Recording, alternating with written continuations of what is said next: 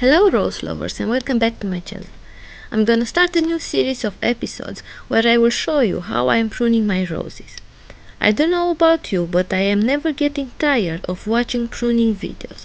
I feel that even if there are a few strict rules, every situation can be different and you have to make a decision. I'm not talking about situations where the canes are damaged or dead, that's obvious that you have to remove them, but other situations where you get to decide how low you can prune your roses, how you want to shape them, or what direction you want to go with them. So by pruning, you can create a good structure and coverage on your rose. If you have it climbing on a fence, pergola or obelisk, you can encourage new growth and you can improve air circulation and reduce disease. All this will reward you with loads of blooms coming summer. It is important to do this task during the winter when the rose is still dormant. However, if you didn't get around to do it, I will encourage you to do it anytime, as it's better to do it later into the season than to leave the rose with dead crossing stems or too many stems for a good airflow.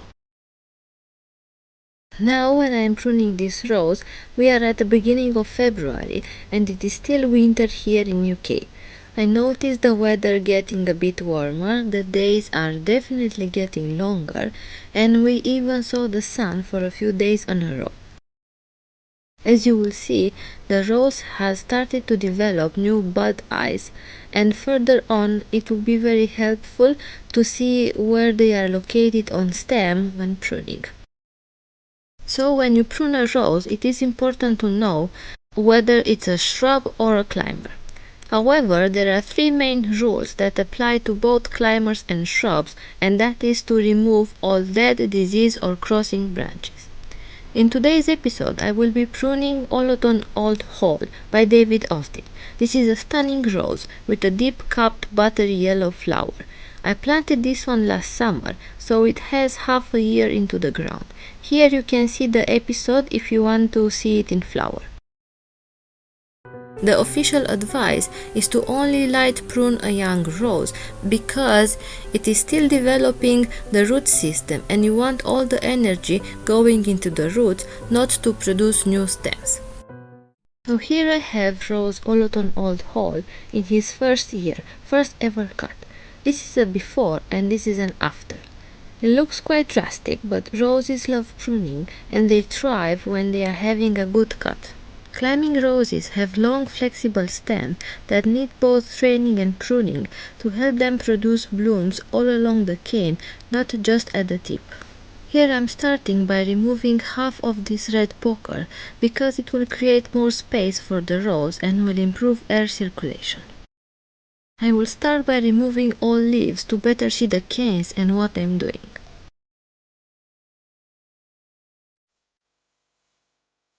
This one being a climber, I will select and I will keep a few main canes and I will remove the others.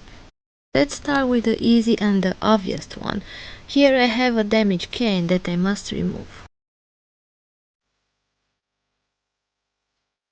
This stem is dying, so I will remove it completely, and the next one is growing away from the fence towards the exterior of the plant. Another one that is half dead, so it must go.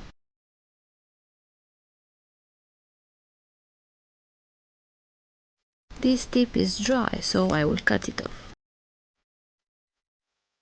Here I have another dead stem, so I have to remove it. Here I have two canes very close one to each other, so I will have to remove one. Here I have a dry tip, so I will tidy up the plant a little bit. Here I will keep this one as a main cane, so I will shorten this lateral stem to a bud eye.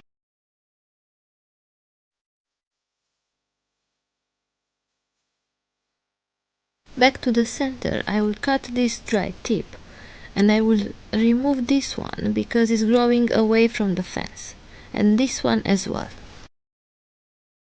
I want to remove this one because I want to clear the center of the plant. And here the last one I will remove this spindly growth. Next I will clear all the leaves and I will make sure I will bin them. Do not compost them as they might harbor some pest and disease. This is the final result after I apply some mulch. I start to train the longest cane horizontally along the fence to help to create a fuller plant with flowers all along the cane, not just at the tip. I use a soft coated wire special for plants and I tie it up on a screw on the fence. This is all for today, and I will be posting more videos on how I am pruning my roses, and of course I will post updates on this one to see how it's doing in the summer. See you next time. Bye!